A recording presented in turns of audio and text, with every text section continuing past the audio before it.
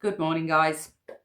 Right, as I promised, this is going to be a standalone regarding my Mounjaro use, but in consideration of my type 2 diabetes. Now, for those of you that don't know me, my name's Karen. I am 56 years old. I stand at 5'1". The one's important. I'm short. And I currently weigh just shy of 10 stone, so 138 pounds, which is 9 stone 12, I think, if my maths is right. I will put the kilos and the other stuff up. I think it'll be that side. But as I said, I am type 2 diabetic, and I was diagnosed 5 years ago now. Pretty much 5 years to the day. It was summer 2020, middle of lockdown. A couple of years previously, I had been told that I was pre-diabetic, but that was it. I was just told you're pre-diabetic, and that was it. There was no instruction, no. Stupidly, now I know that I could have done something about it then, but I didn't. So summer of 2020, I was then diabetic, with my HbA1c result of being extremely high. So I will put the full contents of all my results and everything. I've done some screenshots from my NHS app, so I've got some history that I can show. So at that point, I didn't know anything about type 2 diabetes. And what I do know now is purely self-learned. I am not a medical professional. I have no medical background at all. So this is all things that I have picked up myself along the way. And if I'm perfectly honest, that's via Google, YouTube, reading, studies.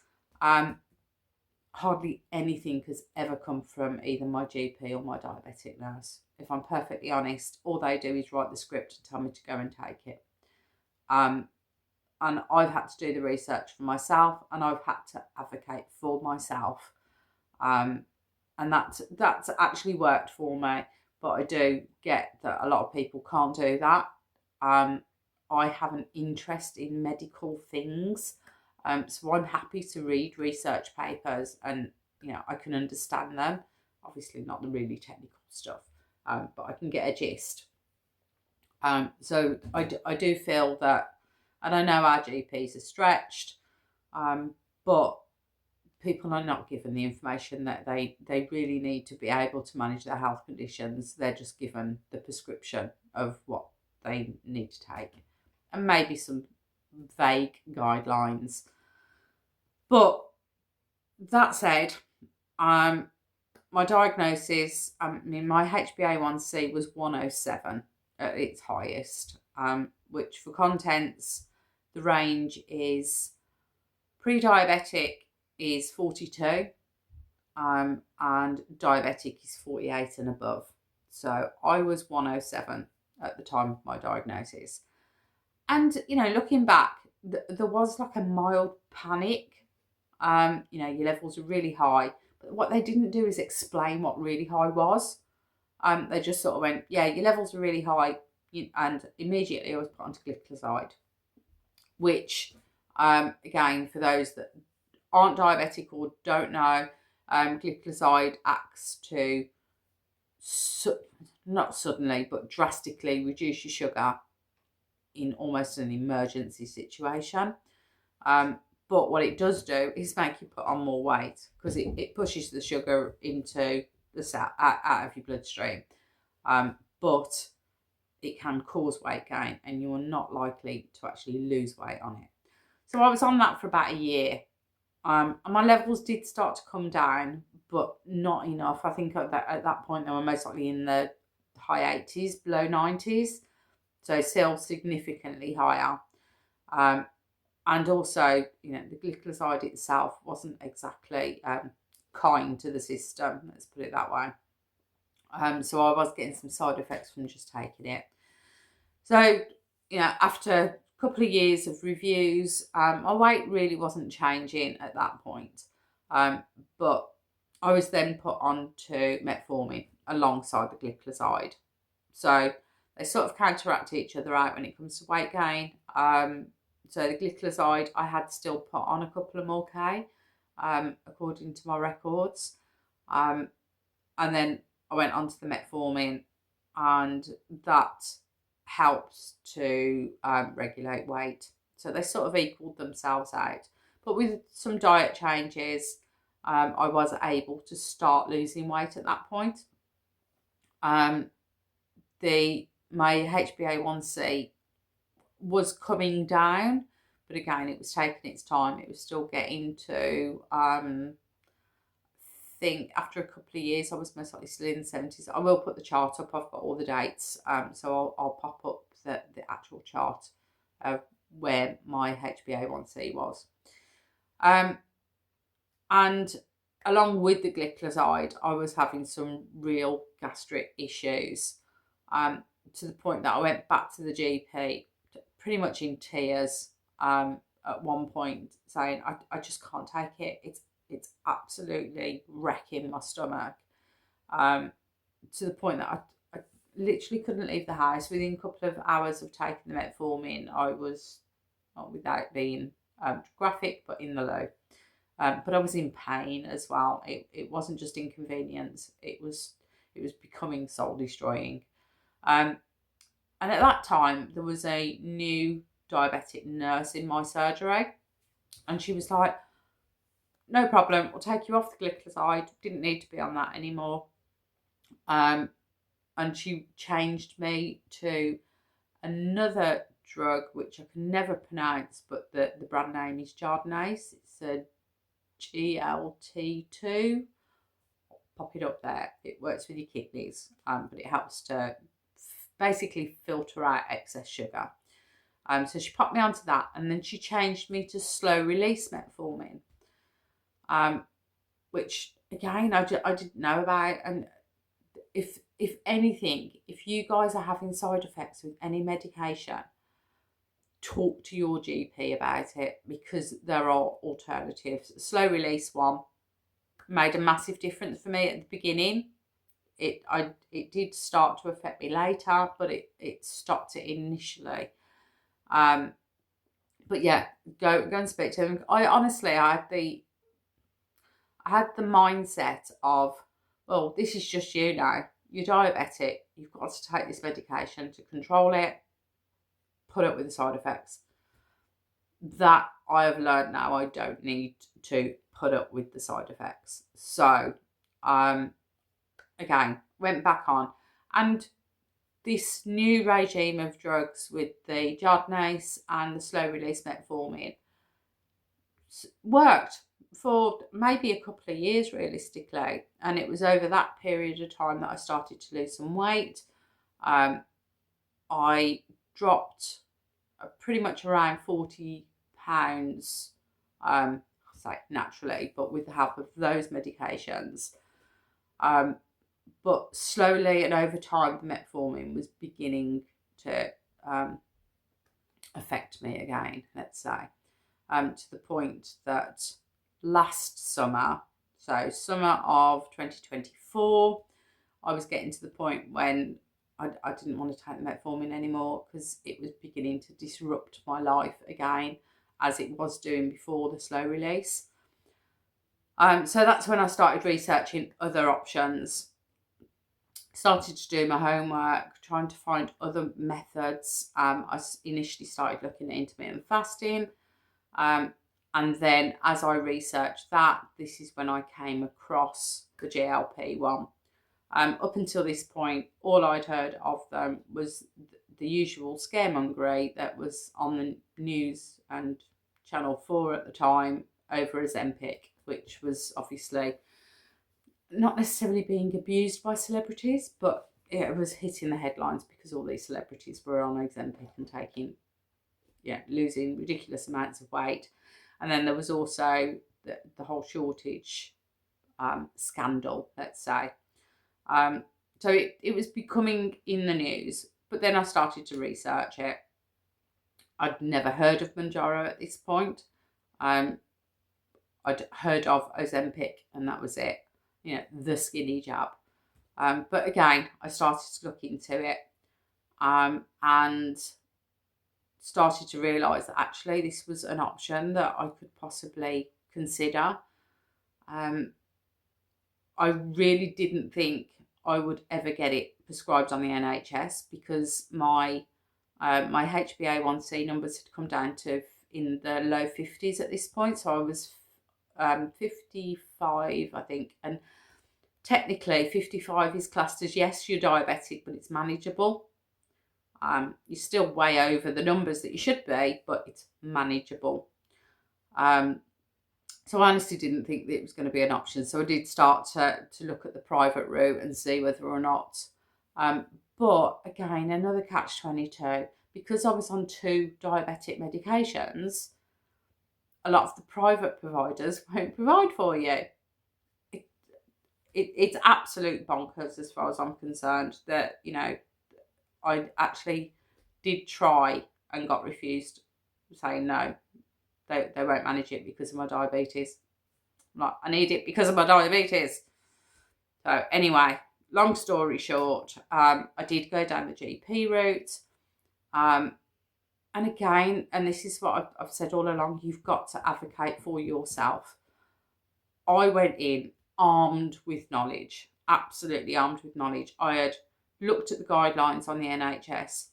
I'd looked at the prescribing guidelines. Now, for a diabetic to be prescribed Mounjaro, you have to have tried at least 2 other diabetic drugs. So this is the 3rd line. They can't. Hopefully one day it will be the go-to. Metformin is the go-to at the moment because it's cheap.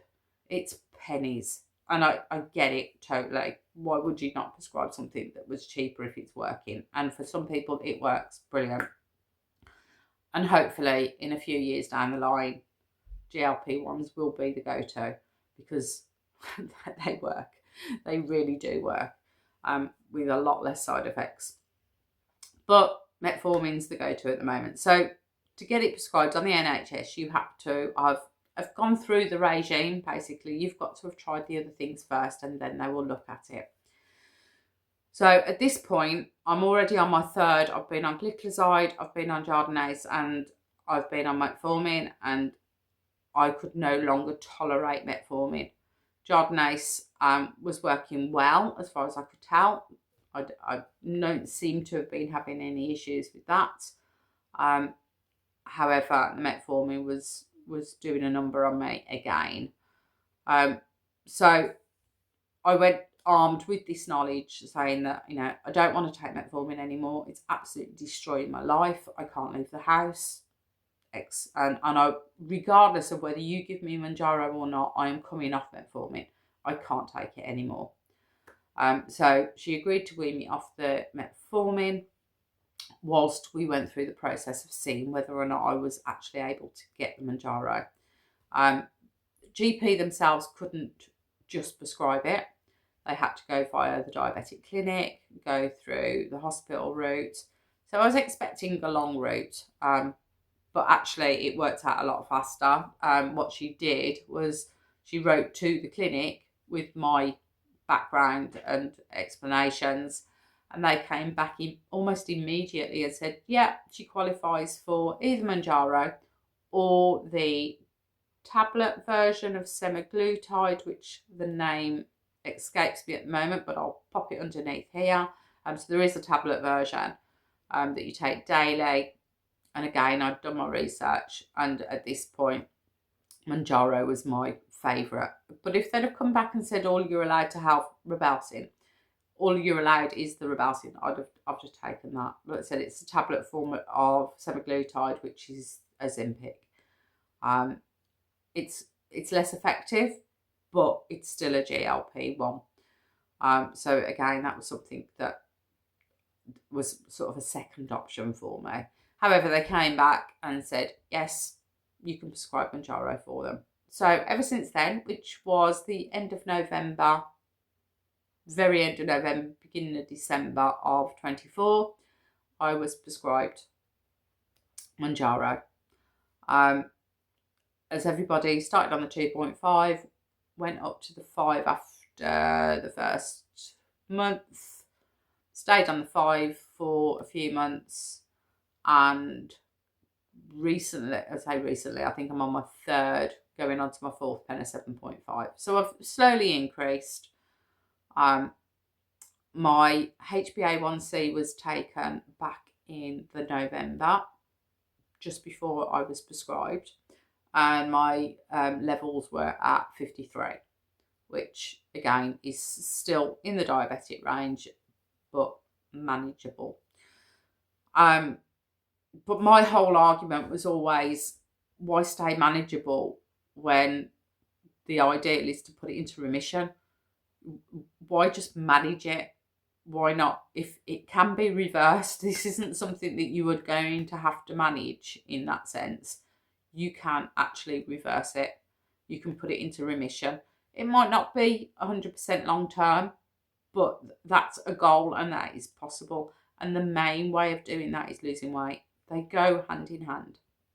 So, roll round to, where are we now? Mid-June. I had my annual diabetic check, which includes full bloods. So anybody that's in that realm will know every year you get I've got my diabetic eye test tomorrow, I think it is. So you get a round of tests that have to be done annually. And as I said in my old one, I'm not hiding the results at all. I've finally, but I've pushed my diabetes into remission. My last HbA1c has come back at 34, which is in the normal range, which is absolutely amazing and something that I didn't expect in 6 months. I thought it's a possibility and that it would be lower, but I didn't think it was going to come down that low.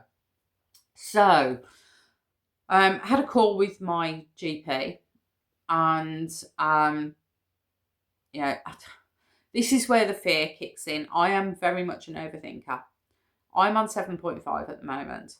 But what I didn't want to happen is it get taken off me. Because, I'm now not diabetic as such. So that was a conversation that we had. But they've agreed for me to stop taking my Jardinase. So, and then I'll have my bloods redone in 3 months' time to double check my A1C, and make sure we haven't gone the other way. Now, what it does mean is I am on 7.5. However, I can't go up. 7.5 at the moment is my dose, and I am, because I'm not prescribed it for weight loss, I can't go in and say the food noise is coming back. I'm having to eat. My hunger's coming back. I'm not on it for weight loss. I'm on it for my HbA1c, and that's down. So unless my HbA1c comes back up, which obviously I don't want it to happen, they can't really increase my dose. So I'm sort of stuck in a catch-22 now. I have lost a considerable amount of weight, but I also have at least another 20 pounds to go. Now, I know you guys see me in a headshot and I don't look 20, 30 pounds overweight, but I am. So there is still weight to lose. And I also know that keeping it off realistically and keeping my HbA1c in that normal range means I need to be at a normal weight. I am spat bang in the middle of still the overweight category. So there's still work to do in that sense. I don't know. 7.5 is working for me at the moment. But I am very aware that I've been on it for 3 months. I am getting a little bit of increased hunger. However, I'm not getting the food noise. So I'm hoping that I can keep that going. Am I going to have to white knuckle it through at 7.5 because I can't go up to 10? Possibly. I also I also have the option that worst case scenario, I could look at going private and going up to the 10. I would still, as far as I'm aware, and if anybody has done this, please let me know, because this is sort of a no man's land for me. I know people swap and change through providers all the time. You know, they change and they just show their old prescription and then they can continue on with a new dose. Now, I don't know how that's going to work for me, having been NHS prescribed at 7.5, whether or not there is a provider that I can go to that will prescribe up to 10. Whether or not because my BMI now is under that 27. It's 26.5, I think now. So I'm no longer in the 30s as I was when I first started. So all these questions, whether or not there is a provider out there that will provide for me as a diabetic, but not on any diabetic medication anymore. So there's a lot of questions. And like I said, I am an overthinker. Right now, 7.5 is working. I do have another 7.5 in the fridge, ready to go. I don't really need to worry about this for the next 6 weeks. But I do. It's one of those things. I'm, like I said, just overthinking it. But that's where I am at the moment. I don't expect my HbA1c to just suddenly take a dive. Is it going to climb slightly because I've come off the other one? Maybe. I don't know. But what I do know is I still need to keep losing weight. I do need to get down to that healthy level, and I need to keep a massive eye on it. So that's where I am with the diabetes. Now, there's a couple of other results that came in my blood work that not concerning, but they've raised enough of a question for them to do a retest. I've got another test coming in, I think 2 weeks before I could get it booked in to do again. One of my liver enzymes is slightly high, and is sort of out of range. Now, that's been high previously, and I think I have got a diagnosis of a non-alcoholic fatty liver, and it's really, really minute, minor. I went and had a few liver tests when I was first diagnosed, and the liver clinic cleared me completely. They've got no concerns whatsoever, but it's just something that needs to be kept an eye on. The one enzyme has gone up slightly again, and again, it could just be a blip. Blood tests are, a moment in time, so it's not something that is concerning at the moment. If my next test comes out, then maybe I'll need to go and get some more tests done. And the other one that is below range is my TSH, which is my thyroid level.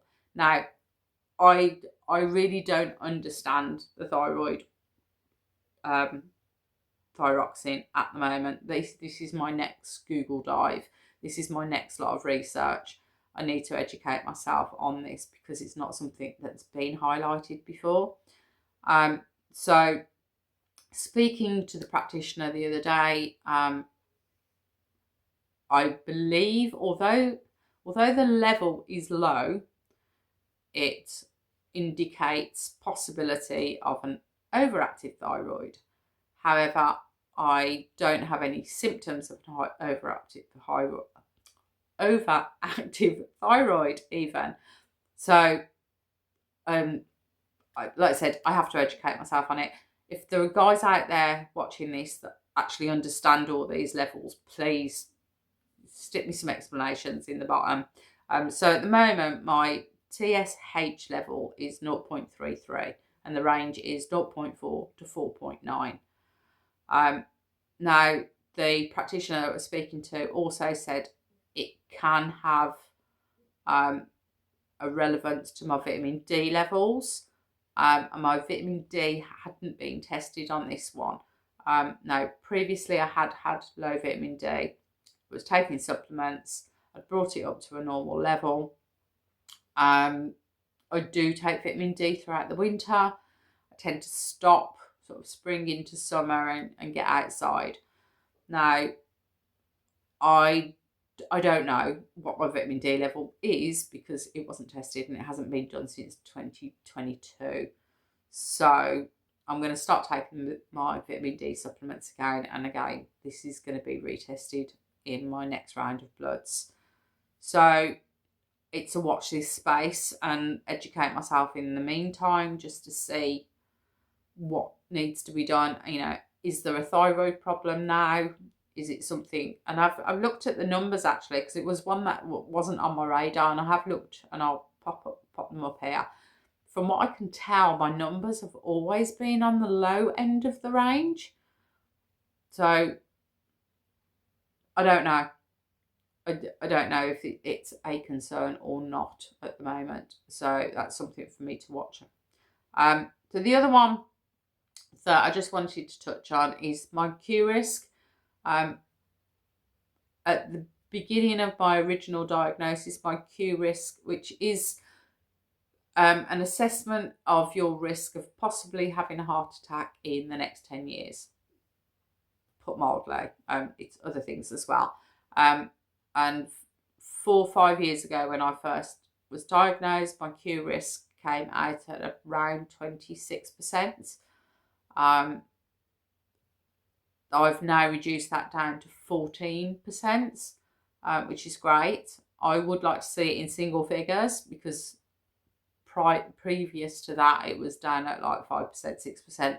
But part of the risk is also age, and not much you can do about that. Unfortunately, I am going to just get older every year. So the age risk is there. But it's, you know, it's weight, it's all your blood results. There's lots of different factors that go into that. My cholesterol's down at a regular level. That's not a problem. That's 4.8 in total. So I'm still on statins, and I'm assuming I'll always be on statins. It's one of those things, once you're on them, they tend to keep you on them regardless of your levels. So that's not a concern for me at the moment. But the liver enzyme is a slight concern. And my testosterone, I've never had my testosterone levels done. My thyroid levels, it's because they call it the T levels, and I'm like, that's not T levels, that's testosterone. So anyway, thyroid levels. Like I said, I'm not educated in that way. I do need to do some research. But if anybody has any helpful hints and tips or way to go for research, then please pop them in the comments below. So that's my update. Like I said, I'm a bit up in the air about it. I am over the moon that my HbA1c has come down.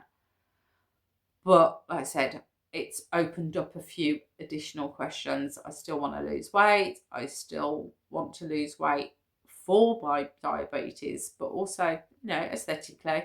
If someone could wave a wand and say, right, you can stay at this weight now, and that's it, I'd most likely take it. You know, I'm not unhappy at the weight that I am now, unlike I was when I was a lot heavier.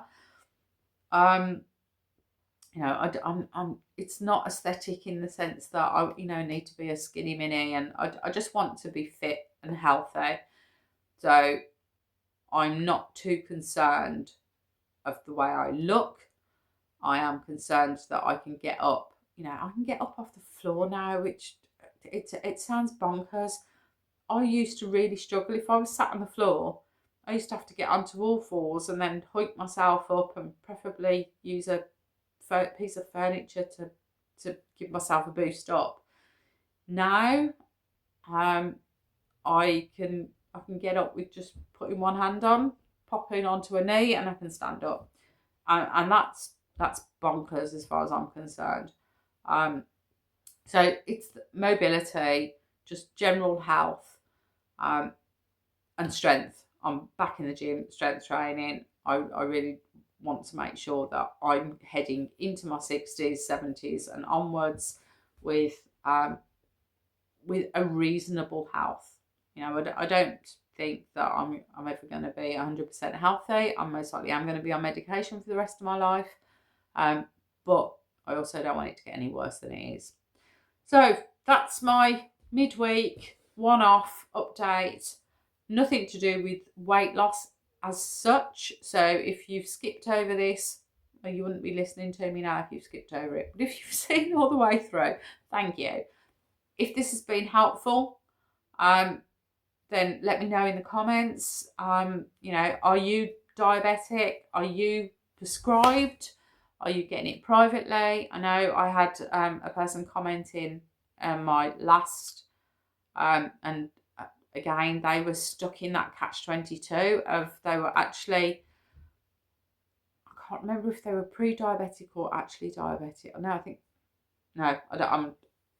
I'm guessing now. I honestly can't remember which way around it was, but they were paying for their medication, and it was bringing their HbA1c down, and their last one had brought it down to, I think, normal levels. However, they're caught in the catch-22 of having to purchase it because they can't get it from their GP because it's not bad enough, and I don't think they've had the 2 or 3 different medications. You've got to play the game sometimes, and I know that sounds horrid, but you know, I spent nearly 5 years, well 5 years now, but at the time 4 years, going through the medications that were available to me on the NHS, and then I was allowed to go onto the Mounjaro. So, you know, what I can say is if you're newly diagnosed, you've got to play the long game. This drug is not going away. This is only getting better. There are other ones coming out time and time again. They are just going to get better.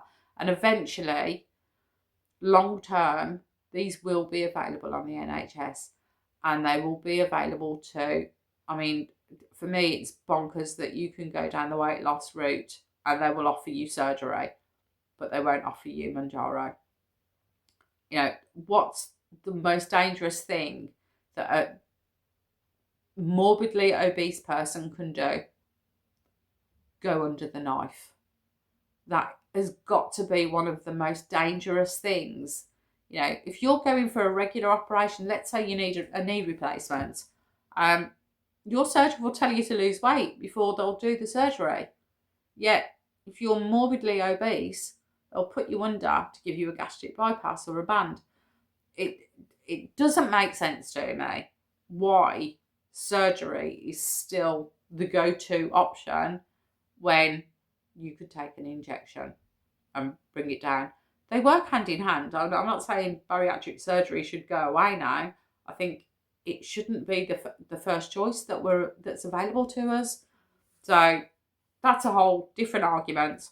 And maybe I'll touch on that one on my next. But I can honestly, hand on heart, say that over the next 5 years, and it does seem a long time, but you know, go back 5 years. Over the next 5 years, these drugs will become cheaper. They'll become more generic. There will be, you know, once the patents start to run out on them, they will be mass produced, much cheaper, and the NHS will be able to prescribe them as more of a go-to than the struggle we have at the moment to get them. Like all drugs, you know, it takes a while for it to get back into the system. And in the meantime, if you can afford to do so, the private route is there. So, yeah, I will consider private. It will take a toll financially, which I'm sure it does for a lot of people. But I do think it's the most important thing for my health to continue taking this. And if I can no longer take it on the NHS for whatever reason, then I will go down that private route and I'll find the money. But hopefully it won't come to that for me. but I know there's a lot of people in that situation that are stuck in that catch-22, and I really do feel for them. You know, I really am fortunate that I've got this on the NHS at the moment. So, right, I'm going to end it there. Thank you for dropping on to this one-off. I believe it's Thursday evening this is going to go live. I did try and get it out for Wednesday, but back to work, back to normality. So it's work pressures and time has gone away with me again. So, right, on that one, I will see you all back on Sunday for my regular weight update. Until then, enjoy the rest of your week and I'll see you later. Bye for now.